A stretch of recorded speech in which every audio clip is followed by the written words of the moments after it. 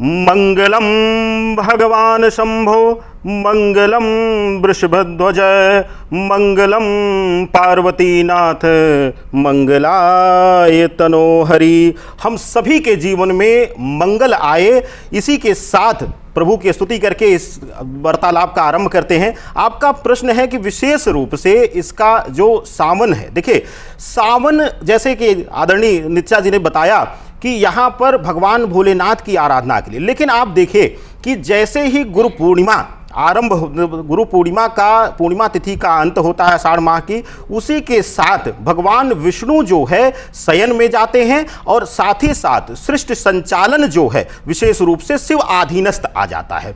और 4 माह में अलग अलग विभाजित है, श्री गणेश के आधीनस्थ, फिर उसके बाद कार्तिकेय के, माँ दुर्गा के, यही चलता है। यानी शिव परिवार के अधीनस्थ यह चौमासा चलता है, इसको चौमासा भी कहते हैं, इसको बड़ा पुनीत माना जाता है।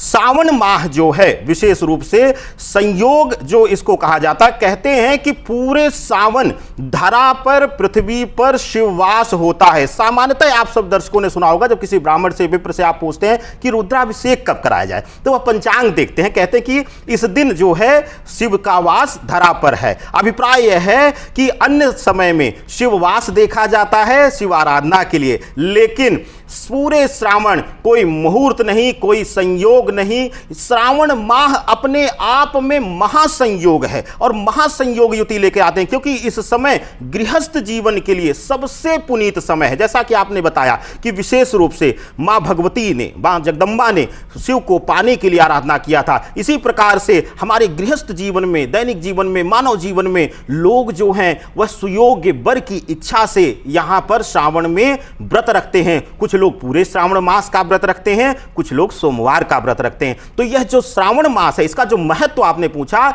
इसका गृहस्थ जीवन में, वैवाहिक जीवन में अत्यंत महत्वपूर्ण स्थान है। जिसको सुखद गृहस्थ जीवन की इच्छा है वह श्रावण मास या कह लीजिए श्रावण के सोमवार का व्रत जरूर करता है, या व्रत ना करके वह जलाभिषेक इत्यादि श्रावण मास में जरूर करता है, क्योंकि इस समय धरा पर कण कण में शंकर विराजमान होते हैं। कहीं ढूंढने की जरूरत नहीं पड़ती है, किसी प्राण प्रतिष्ठित शिवलिंग की जरूरत नहीं पड़ती है।